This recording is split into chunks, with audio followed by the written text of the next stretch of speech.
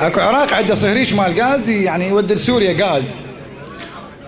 فتعرف يعني عراقي ما عنده والدولارات نازله هنا، هو منها وضعيته تعبانه، اللي هو ما تارس خشمه اجى على الطريق الدولي، مش شايفينه من هناك من تجي من سوريا.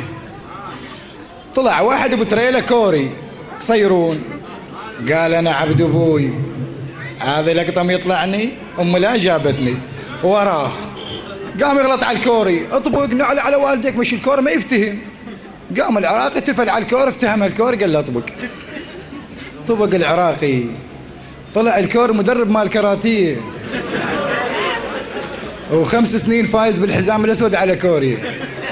طريق العام وخارج وماكو حاجز يالي يوقف له، يبس لك صاحبنا تيبس، هو سمين وبطريق الدشداشه مين ما يفتر يطقه.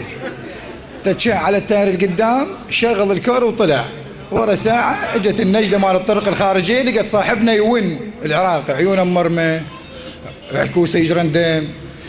قال له حجي تقدر تسولف لنا شلون صار الحادث؟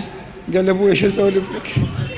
نزل علي فريخ لابس بنطلون كابوني وغنيدره مال قماش اكبره. سياده الضابط منين ما قضى يتفرغص، افتر على رجل واحده، طقني هنا جدفت الموز كله اكلت.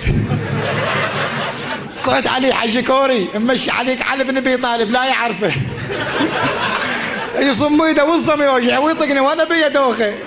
قال له حجي ليش ما ضربته فتاي دبار فدبوري؟ قال له سياده الضابط هي الطقه براسي، انت نيري ليش مالك انت بريته؟ قال له من نزل ضربك كله؟ قال له لا الموت مر، من نزل ايد ورا وايد قدام ما بيده كله. قال له شلون قدرت تتخلص من عده؟ قال له شفت الفرخ جرنا على الكمكري، هاي عجوسي جماميزي قطعني تقطع، قلت هذا راح يقتلني الفرخ، حطيت راسه على الدعامي قمت اصيح بيدوخه بيدوخه يلا يدي.